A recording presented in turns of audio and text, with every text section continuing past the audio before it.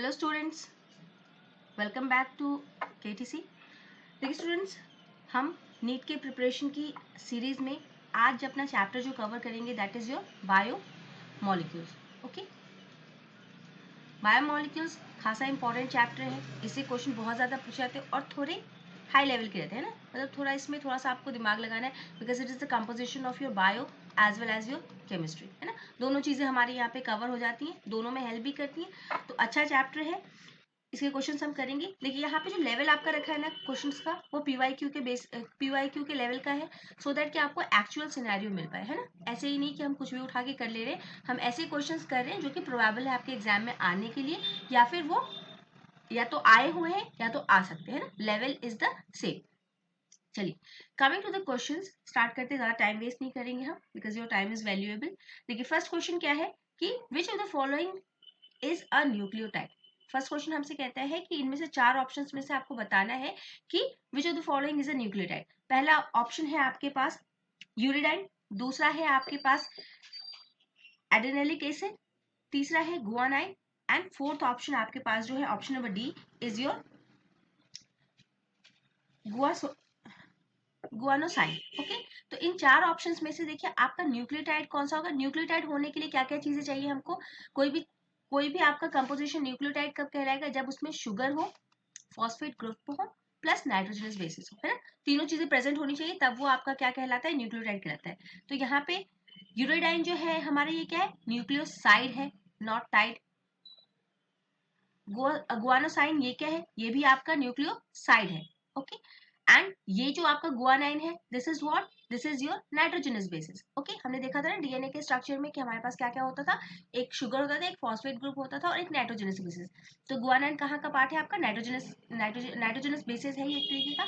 तो हमारे यहाँ पे आंसर जो भी स्टूडेंट बी को टिक कर रहे ना, दे आर करेक्ट कि एडेनिलिक एसिड जो है ये आपका क्या है, एक न्यूक्लियोटाइड है because it has all the three components, your sugar, your phosphate group plus your nitrogenous bases, तीनों है इसके पास। तो our option B is correct.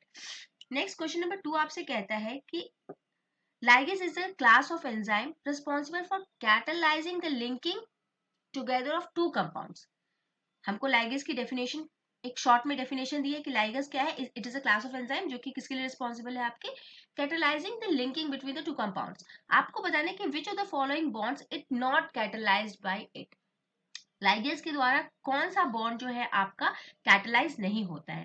Carbon carbon bond, phosphorus oxygen bond, then your carbon oxygen bond, या फिर carbon nitrogen bond. तो यहाँ पे कौन सा नहीं होता है हमसे पूछा है, तो कौन सा नहीं होता है आपका कार्बन कार्बन बॉन्ड जो है ये आपका कैटलाइज नहीं होता है बाय लाइगेज। लाइगेज इसको इसको कैटलाइज नहीं करता, ये टू डिफरेंट कंपाउंड्स को करेगा। Okay, next question number 3, the enzyme which catalyzes the removal of group from the substrate by mechanism other than hydrolysis leaving double bond। आपको यहाँ पे चार एंजाइम्स के नाम दिए हुए हैं, इन चारों में से आपको बताना है कि इनमें से कौन सा वो एंजाइम है जो कि आपका ग्रुप को रिमूव करेगा फ्रॉम द सब्सटेंस, और मैकेनिज्म क्या होना चाहिए, other than hydrolysis. Hydrolysis mechanism नहीं होना चाहिए। तो ये कौन सा है, देखिए चार ऑप्शंस क्या है हमारे पास, ट्रांसफरेज है, ऑक्सीडो रिडक्टेज है आपका, डिहाइड्रोजनेज है एंड लाइज है ना। तो हमको पता है क्या है ट्रांसफरेज, क्या है, एज द नेम सजेस्ट ये क्या है, ये ट्रांसफर करने में काम करता है आपका।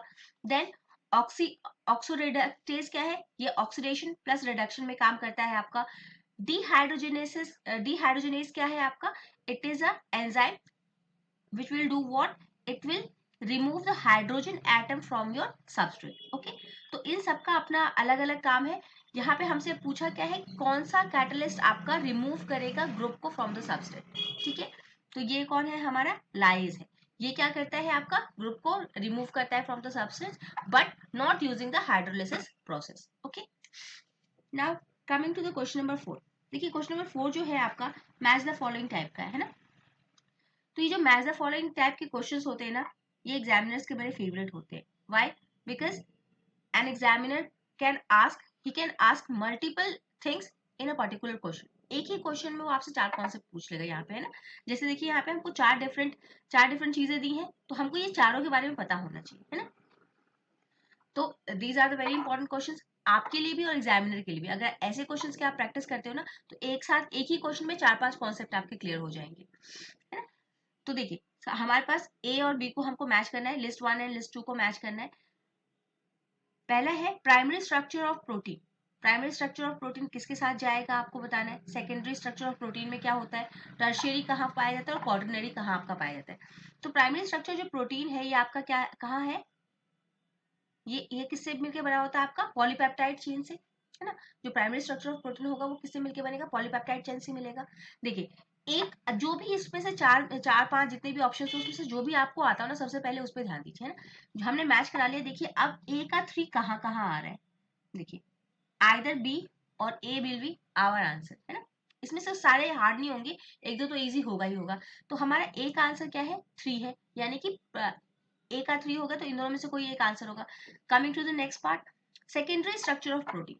प्राइमरी तो हमको पता है कि पॉलीपेप्टाइड चेन से मिलकर बना हुआ होता है, बट सेकेंडरी वाला किससे मिलकर बना हुआ होता है हमारा, कि कहाँ हमको मिलता है, इसमें क्या चीजें देखने को मिलती है। सेकेंडरी स्ट्रक्चर ऑफ प्रोटीन जो होता है इसमें क्या है आपका, alpha helix and beta sheets होते हैं।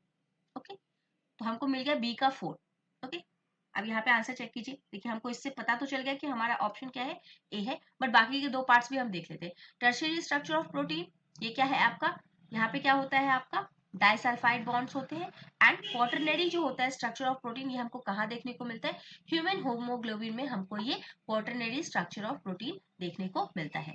And this is your answer. Okay, in this way your answer comes to A, कि 1 का आपका 3 है, बी का 4 है, सी का 2 एंड डी का 1। ओके, चार चीजें हमको पता चल गई कि primary secondary tertiary and quaternary में हमको किस तरीके की चीजें देखने को मिलती है, कहाँ कहाँ वो हमको मिलता है।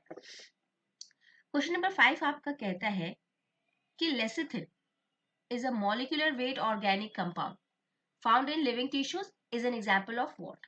लेसिथिन एक molecular light weight organic compound है जो कि हमको लिविंग टिश्यूज में मिलता है। ये किसका एग्जाम्पल है, ये लेसिथिन किससे मिलके बना हुआ होता है। It is an example of amino acid, ये अमीनो एसिड का एग्जाम्पल है, फॉस्फोलिपिड्स का है, योर ग्लाइसराइड्स का है, और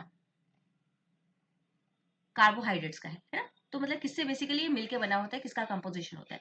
तो ये आपका किसका कंपोजिशन होता है, लेसिथिन, ये आपका कंपोजिशन होता है फॉस्फोलिपिड्स। जो भी स्टूडेंट्स फॉस्फोलिपिड्स पे को टिक कर रहे हैं as a option as an answer, they are correct, कि लेसिथिन्स जो है ये molecular light weight molecular organic compound found in your living tissues, they are phospholipids. Question number 6, the cofactor of enzyme carboxy peptide is, है ना, cofactor of enzyme carbopeptide is what, है ना।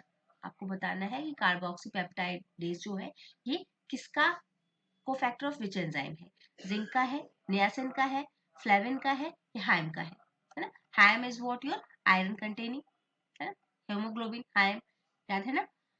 तो ये किसका है, ये आपका होता है जिंक का, ठीक है। तो cofactor of enzyme is your zinc.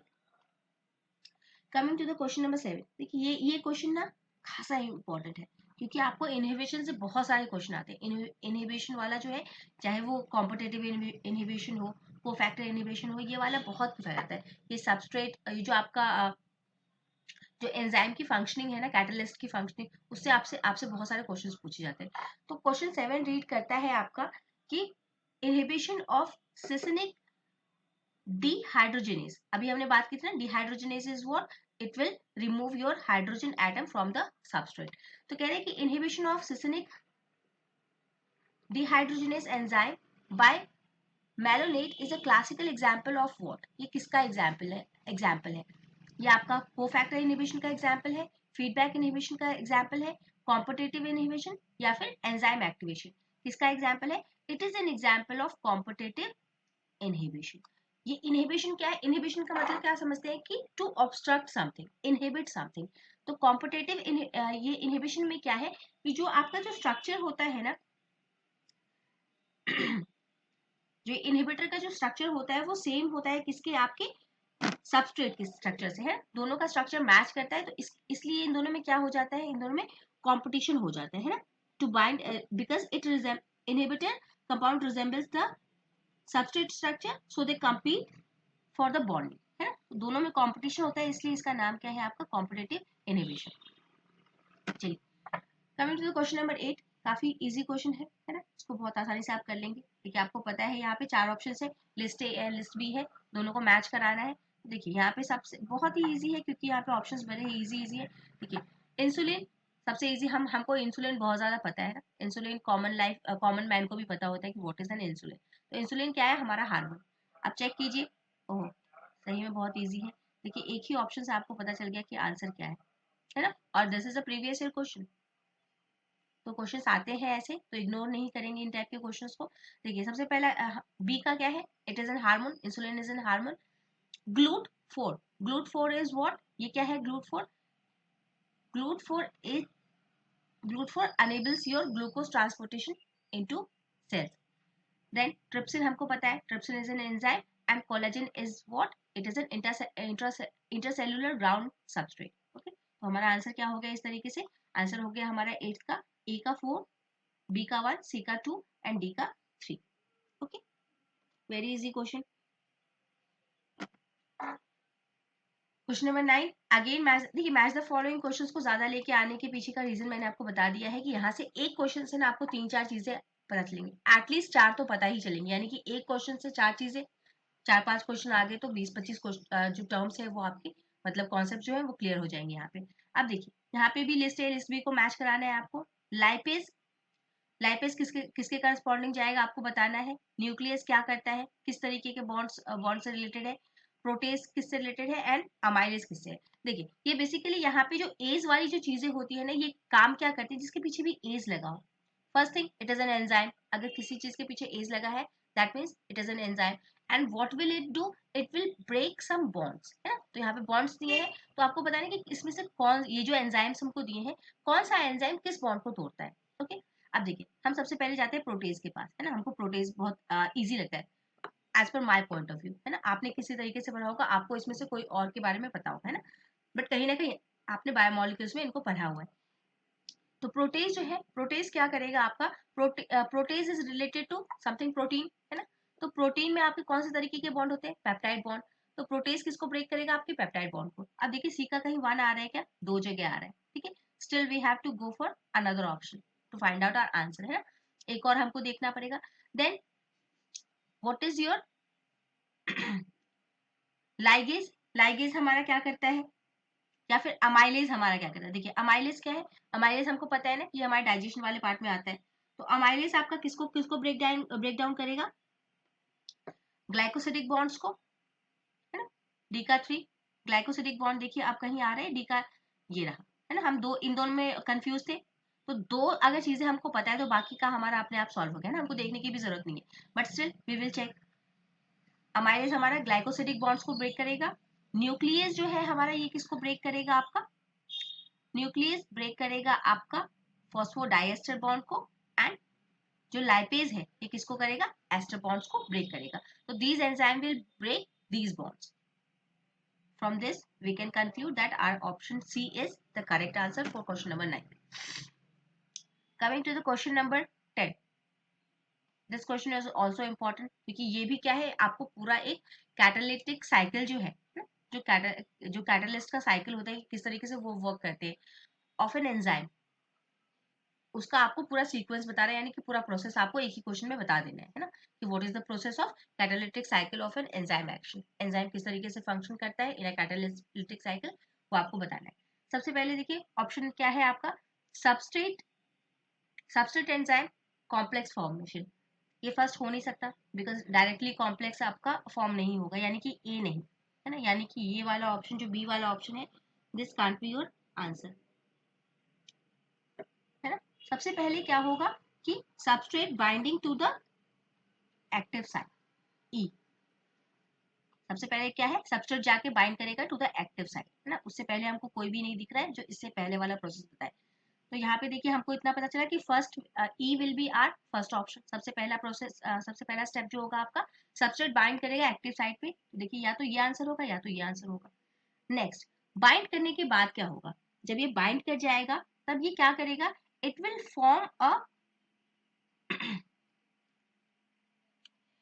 Form a substrate enzyme complex, है ना। Substrate enzyme formation will be your second. First हो गया आपका सबस्ट्रेट जाके कहाँ बाइंड करता है, आपके एक्टिव साइट जो होगा, है ना, ये इस तरीके से कुछ एक्टिव साइट होता है आपका, यहाँ पे जाके आपका सबस्ट्रेट क्या है, बाइंड करेगा। देन यहाँ पे बाइंड करने के बाद आपका क्या है, सबस्ट्रेट एंजाइम कॉम्प्लेक्स फॉर्मेशन होता है, सेकेंड स्टेप। ई के बाद देखिए ए कहाँ आ रहा है, देखिए we were confused in D and A, लेकिन हमको सेकेंड, जैसे ही हमने सेकेंड स्टेप पता किया वैसे ही हमको हमारा आंसर तो यहाँ पे मिल गया। देन आगे और देख लेते हैं, बिकॉज वी हैव टू, हम जिसको नहीं पता है, अगर किसी स्टूडेंट को पता है सारा सीक्वेंस पूरा प्रिपेयर्ड है आपका, वेल एंड गुड, बट अगर नहीं पता है तो फर्स्ट स्टेप था क्या आपका, कि बाइंडिंग साइट पे जाके इसका अटैच होना, देन सबस्ट्रेट एंजाइम कॉम्प्लेक्स का फॉर्मेशन, उसके बाद क्या है आपका, chemical bonds of substrate will break down, है ना, अब वो बॉन्ड को ब्रेक करेगा, फिर रिलीज ऑफ द प्रोडक्ट, फिर आपका रिलीज होगा, इसमें जो भी प्रोडक्ट है आपका वो रिलीज हो जाएगा, and then the free enzyme is ready to bind to the another substrate. This was your whole catalytic cycle of an enzyme action. ठीक, चलिए इस तरीके से आंसर क्या होगा आपका, ए हो गया। Next, insulin is a polymer of, बहुत ही इजी क्वेश्चन है, एज यू ऑल नो कि इंसुलिन किसका पॉलीमर होता है आपका, फ्रक्टोज का, आंसर भी मार्क किया हुआ है यहाँ पे। चलिए इंसुलिन हमारा किससे मिलके बना हुआ होता है, फ्रक्टोज से मिलके बना हुआ होता है, वी ऑल नो। तो यहाँ पे देखिए इंसुलिन के क्वेश्चन 2 बार रिपीट हुए है ना, 2 बार इंसुलिन का रिपीट हुआ है। बायोमोलिक्यूल्स में भी आपका इंसुलिन है, देन आपका जो आपका ये जो बायोटेक्नोलॉजी का एप्लीकेशन वाला पार्ट है वहां पे भी इंसुलिन को आपको पढ़ना है, तो pay attention to the insulin. Then आपको और कहाँ पढ़ना होता है, हार्मोन्स में पढ़ना होता है, तो इसलिए इंसुलिन को बहुत अच्छे से करेंगे। यहाँ से एक बात तो उनको पता चल गई कि इंसुलिन को काफी अच्छे से आपको प्रिपेयर कर लेना है। Coming to the question number 12 कि which of the following is not a secondary metabolite. देखिए अब क्या टर्म आया, देखिए क्वेश्चन में जो भी की टर्म आए ना, सबसे अच्छा तरीका किसी भी एग्जाम को क्रैक करने का है ना, पीवाई की। ओके, किसी भी एग्जाम को, चाहे वो आपके स्कूल लेवल के एग्जाम हो या कॉम्पिटेटिव एग्जाम हो, ऑफ एनी लेवल, कहीं का भी कोई भी एग्जाम हो, सबसे बेस्ट तरीका is to solve the PYQs. Not only solving, ये नहीं कि क्वेश्चन पेपर हमने 10 साल का प्रीवियस ईयर क्वेश्चन पेपर उठा लिया उसको बैठ के पढ़ने के लिए लेके बैठ गए पढ़ने के लिए, है ना, ऐसे नहीं करना है आपको। आपको करना क्या है कि क्वेश्चंस लेने हैं, जैसे अब देखिए यहाँ पे इस क्वेश्चन में हमको ये सारी चीजें तो फालतू की चीजें, हमको यहाँ पे पता क्या चल रहा है कि क्वेश्चन कहाँ से अराइज हुआ है आपका, सेकेंडरी मेटाबोलाइट से। तो अब हमको सेकेंडरी मेटाबोलाइट के बारे में सारी चीजें पढ़ लेनी है ना, कि what is a secondary metabolite, ये होता क्या है, इसकी डेफिनेशन क्या है, what are the examples of secondary metabolites. तो इतनी सारी चीजें अगर आप कर लेंगे ना, प्लस सेकेंडरी, तो अगर सेकेंडरी आया है तो कहीं ना कहीं कोई प्राइमरी भी रहा होगा, तो आप दोनों के बारे में जान लेंगे, है ना। तो how this is the process how you prepare the PYQs, है ना। पीवाईक्यू का मतलब ये नहीं कि सिर्फ आप क्वेश्चंस को सॉल्व करते चले जाए, है ना, कि इस क्वेश्चन उठाया और उसको टिक करते चले गए, हो गया हमने याद कर लिया, दैट्स इट, ये नहीं होता। आपको करना क्या है, आपको कीवर्ड ढूंढना है क्वेश्चन में कि from which area the question is asked, कहाँ से पूछा गया है, देन गो इसमें इसको अच्छे से डिटेल में प्रिपेयर कीजिए कि अगर प्राइमरी पूछा है तो कुछ सेकेंडरी भी होगा। अब दोनों के बारे में हमको जानना है और दोनों के एग्जाम्पल जानना है।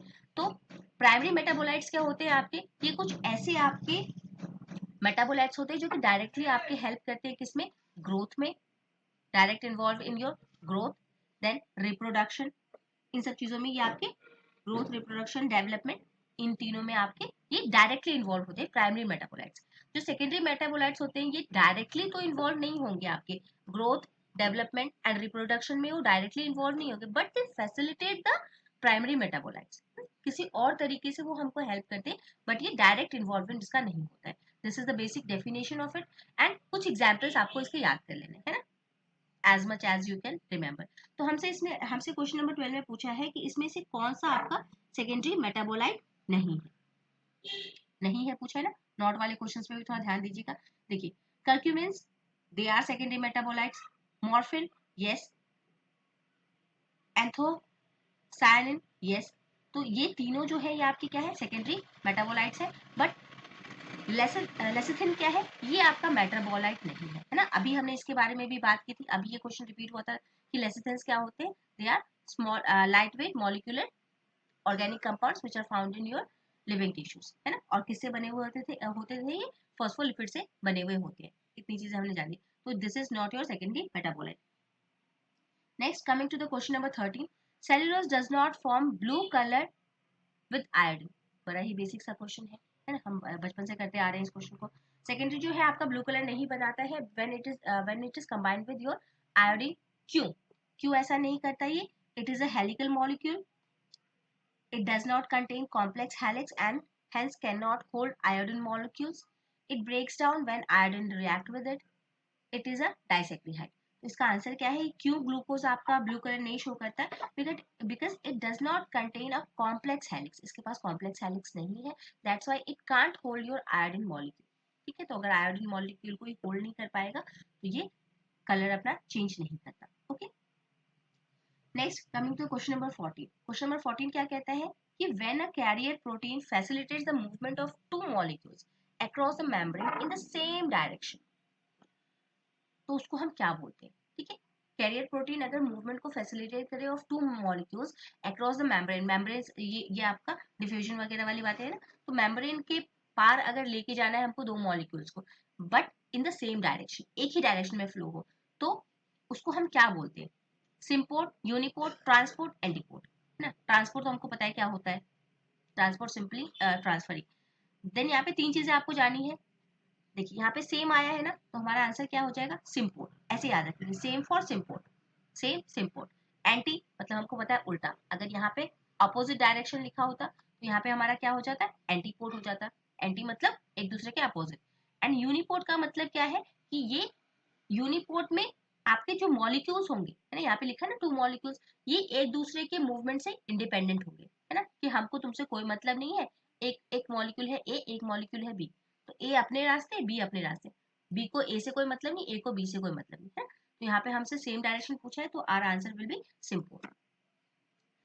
Next, coming to the question number 25। Question number 25 कहता है आपका, फिर थोड़ा शॉर्ट करते हैं एक्सप्लेनेशन को, हाँ, टाइम ज्यादा हो रहा है, शॉर्ट रखने की कोशिश करते हैं ताकि क्वेश्चंस आपके ज्यादा क्लियर हो। बट मैंने आपको तरीका बताया है कि जिस जिस भी चीज से क्वेश्चन पूछा गया है ना, तो वहां पे आप क्या करेंगे? उस पूरे पार्ट को रिवाइज करेंगे। ये नहीं कि एक क्वेश्चन हमने कर लिया, बात खत्म।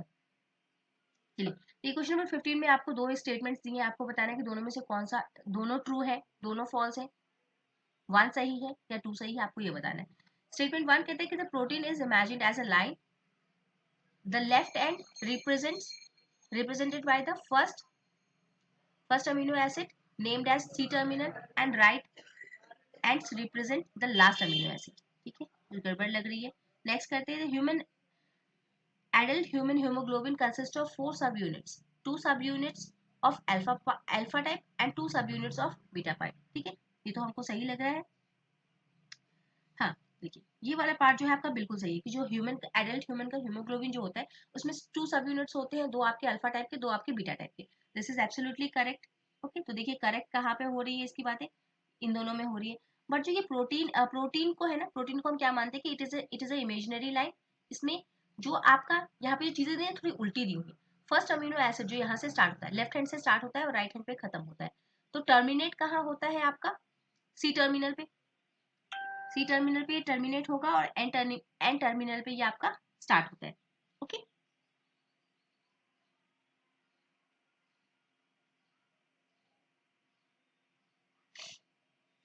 फर्स्ट वाला जो है जो कि स्टार्टिंग है, स्टार्ट दो चीजें याद रखनी है कि लेफ्ट से स्टार्ट होता है, राइट में खत्म होता है ना। कैसे? जैसे हम राइटिंग करते हैं ना, बिल्कुल सेम प्रोटीन भी वैसे ही आपका चलता है, start from left and ends in right. हो गया।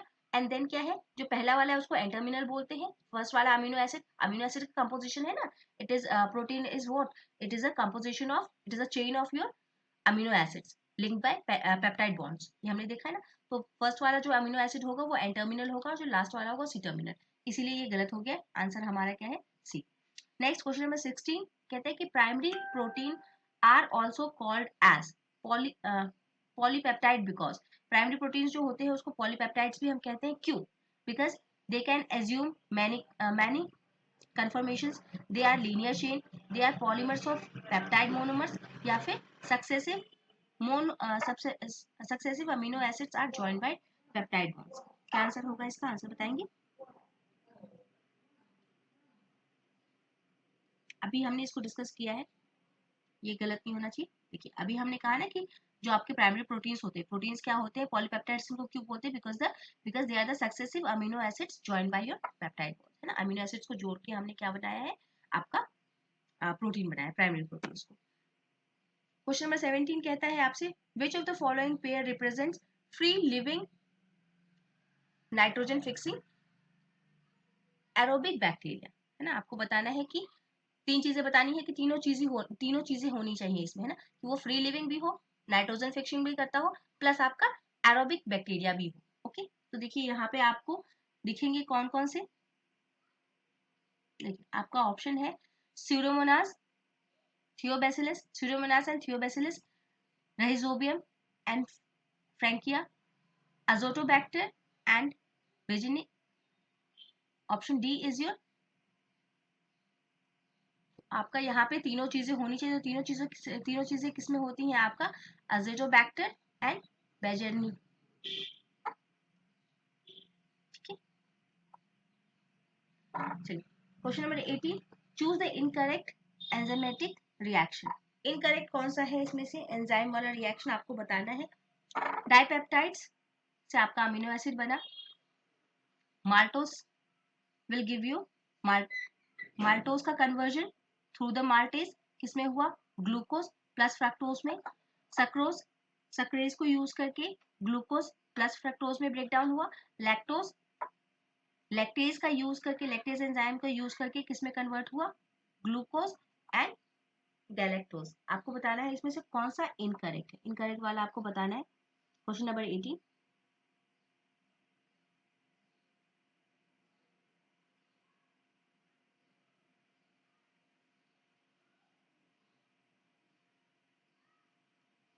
ये दो ग्लूकोज होना चाहिए ना, ये फ्रक्टोज नहीं होना चाहिए, ये दो ग्लूकोज होना चाहिए ना, है ना, क्योंकि आपका माल्टोज क्या है? ये डाइसेक्रियाइड है।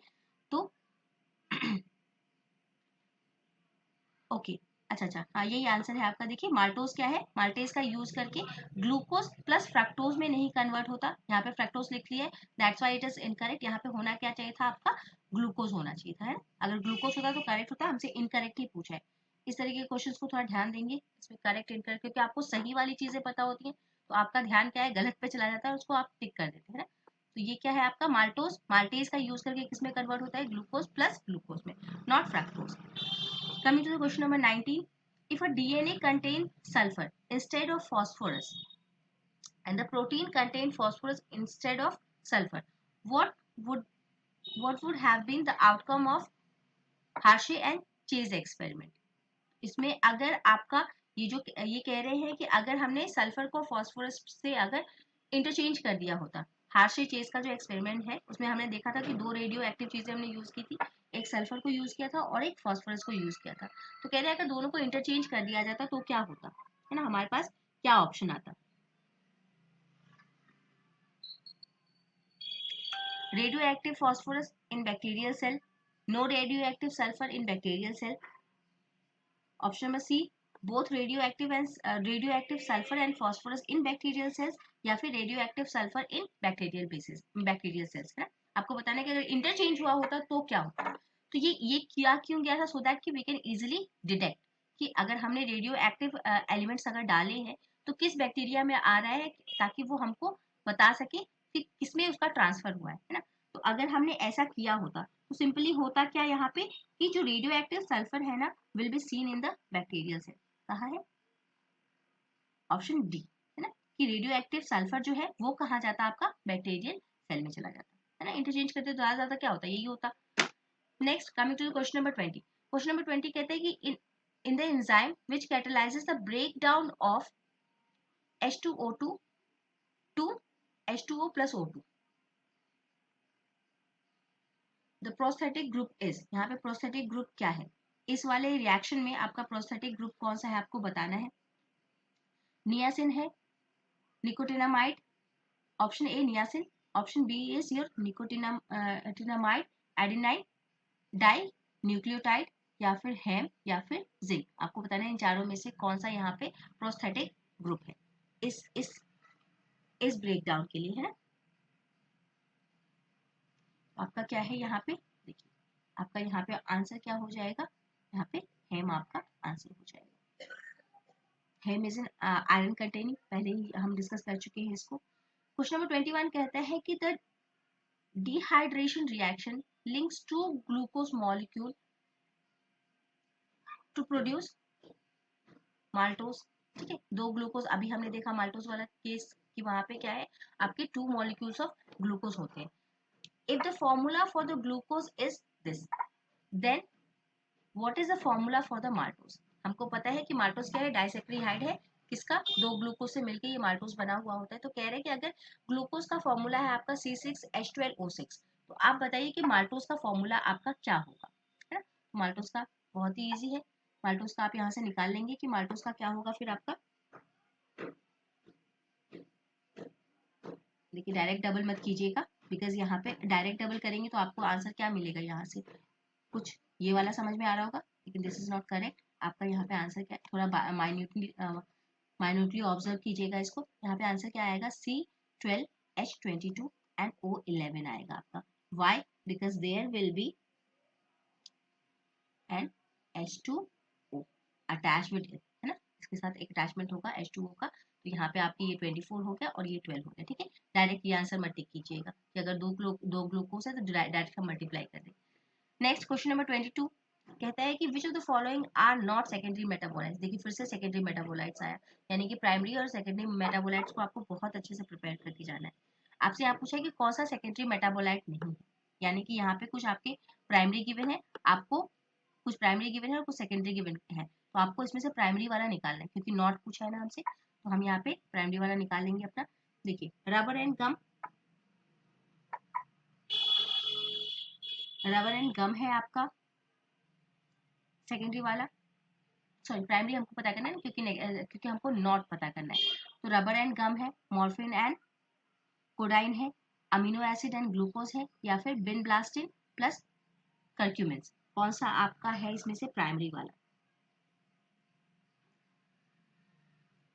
बताएंगे आंसर।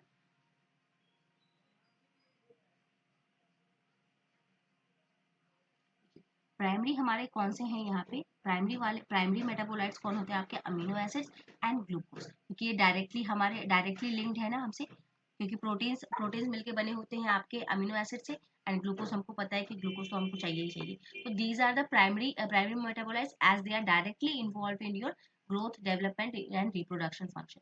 ठीक है, एंड बाकी ये सारी जो चीजें हैं, ये जो आपकी छह आपको दिए हुए हैं, ये छह क्या है आपके सेकेंडरी मेटाबोलाइट्स, हमसे नहीं पूछा था, that's why we have pointed out this कि अमीनो एसिड एंड ग्लूकोज जो ये प्राइमरी मेटाबोलाइट्स है। Coming to the question number 3, 25 total question है हमारे पास, एंड आई होप कि यहाँ पे आपके प्लस देन 70 कॉन्सेप्ट्स आपके क्लियर होंगे, है ना। नेक्स्ट आपसे पूछा है list A list B, match कराना है आपको। देखिए आपको ये भी काफी इजी है। ग्लाइकोजन क्या है, ग्लाइकोजन हमारे बॉडी में स्टोर होता है, एनिमल्स में स्टोरेज प्रोडक्ट होता है, कि जो भी एनर्जी है वो ग्लाइकोजन, जो भी एक्स्ट्रा हमारे पास रहता है वो किस फॉर्म में स्टोर होता है, ग्लाइकोजन की फॉर्म में होता है। ग्लोबुलिन क्या है, ये कहाँ मिलता है आपको, एंटीबॉडी फॉर्मेशन के टाइम पे आपको मिलता है, इसका काम यहाँ पे आता है। थ्रोम्बिन क्या है, थ्रोम्बिन इज अ बायोकैटालिस्ट, ये कहाँ हमको देखने को मिलता है, जब ब्लड क्लॉटिंग वाला प्रोसेस होता है ना, वहाँ पे हमको देखने को मिलता है। And last steroid is a hormone, और कहाँ देखने, कौन से हार्मोन में मिलता है आपको, ये टेस्टोस्टेरोन में मिलता है। ओके, तो यहाँ से आप अपना आंसर पता कर लेंगे। ए का 4 देखिए कहाँ कहाँ आ रहा है, 2 जगह आ रहा है। बी आपका ग्लोबुलिन, बी का 3 कहाँ आ रहा है, बी का 3 इज हेयर, है ना, तो यही आपका आंसर होगा। ए का 4, बी का 3, स्टीरॉइड सी का 1 एंड डी का 2। ठीक है ना, काफी इजी क्वेश्चन है, पर ध्यान दीजिएगा इस तरीके की इजी क्वेश्चन पे भी। क्वेश्चन नंबर 24 कहते हैं कि which one of the following is the most evident protein in animal. Animals में कौन सा आपका सबसे एविडेंट प्रोटीन है, तो ये कौन सा है आपका, glycogen, sorry collagen, lectin, insulin and haemoglobin. So सबसे ज्यादा एविडेंट कौन है आपका, collagen. Okay, last and final question of the day कि मैच द फॉलोइंग, आपको मैच द फॉलोइंग करना है। यहाँ पे 4 आपको ऑप्शंस दिए हैं। अगेन देखिए सबसे इजी वाला हम ढूंढेंगे, मेरे लिए सबसे इजी हमें लग रहा है कि सेल वॉल किस मटेरियल का बना होता है इन फंगाई, तो ये क्या है आपका, तो सामने ये काइटिन का ही बना होता है ना। काइटिन जो फंगाई के जो आपके सेल वॉल्स है, काइटिन या फिर आपका जो एंथ्रोपॉड्स है, उनके जो एक्सोस्केलेटन्स होते हैं वो किसके बने होते हैं? आपके काइटिन के बने हुए होते हैं। तो देखिए सी का कहीं भी 3 दिख रहा है क्या आपको? सी का 3, अच्छा एक ही जगह दिख रहा है, ऑप्शन टिक कर दीजिए, है ना। सेकेंडरी मेटाबोलाइट आपका रेजिन्स है। इनहिबिटर, कि इनहिबिटर आपका कैटालिटिक, इससे आप आंसर निकालेंगे। ए का आपका क्या है? 2 है, मेलानिन। अभी इसका क्वेश्चन भी हमने किया था ना इनहिबिटर वाले का। Then possesses peptide bond, peptide bond आपके कहाँ पे होंगे? ग्लाइकोजन में, है ना। और सेकेंडरी मेटाबोलाइट क्या है आपका? रेसिन है। चलिए, तो दीज आर द 25 क्वेश्चंस, और हमने इन 25 क्वेश्चन के through I think not less than 50 concepts को देखा होगा, है ना। 50 कॉन्सेप्ट्स आपके एटलीस्ट क्लियर हो गए होंगे। तो do practice this type of questions, और जो भी यहाँ पे टॉपिक आए हैं ना, please do revise the topics, ठीक है। और इसी तरीके से आप अगर आप और भी क्वेश्चंस को करेंगे ना, तो वहां पे आप कीवर्ड को ढूंढिएगा कि किस चीज से ये क्वेश्चन पूछा है। जैसे यहाँ पे एबेंडेंट प्रोटीन पूछा है, ठीक है, तो प्रोटीन पूरा नहीं पढ़ना है, तो एटलीस्ट इन चारों प्रोटीन के बारे में आप पढ़ लीजिएगा, है ना। जैसे हमने देखा कि इसका क्वाटरनरी स्ट्रक्चर होता है, इंसुलिन हार्मोन, है ना, कहाँ पाया जाता है, किस तरीके से पाया जाता है, किस चीज का बना हुआ होता है, लेक्टिन क्या है, कोलेजन क्या है, किस चीज से मिलकर बना हुआ होता है। तो इस तरीके से आप क्या है, सारे ऑप्शंस को देखिएगा और क्वेश्चन में जो कीवर्ड है उसको इस तरीके से अगर आप प्रिपेयर करेंगे ना, तो डेफिनेटली 5 क्वेश्चन से आप 10, 12, 20 कॉन्सेप्ट्स को क्लियर कर ले जाएंगे ना। तो उसमें से अगर क्वेश्चन आता है, फिर आपको कहीं कोई प्रॉब्लम नहीं होगी। सिर्फ क्वेश्चन उठा के उसको टिक मार्क करके उसको याद मत कीजिए, है ना। इस तरीके से प्रैक्टिस मत कीजिए पीवाईक्यू की, it will not be helpful for you. इस तरीके से अगर आप करेंगे कि की फैक्टर कहाँ से क्वेश्चन आया है, तो उस तरीके से आपका क्या है, ज्यादा बेनिफिशियल रहेगा। So thank you everyone, have a nice and wonderful day, and please if you find the videos helpful, तो do share with your friends, friends के साथ शेयर कीजिए, और खुद भी लाइक एंड सब्सक्राइब कीजिए, है ना, क्योंकि because your like and subscribe gives us the motivation to make such videos. Okay, it takes lots of effort to make the videos. Thank you everyone, have a nice and wonderful day.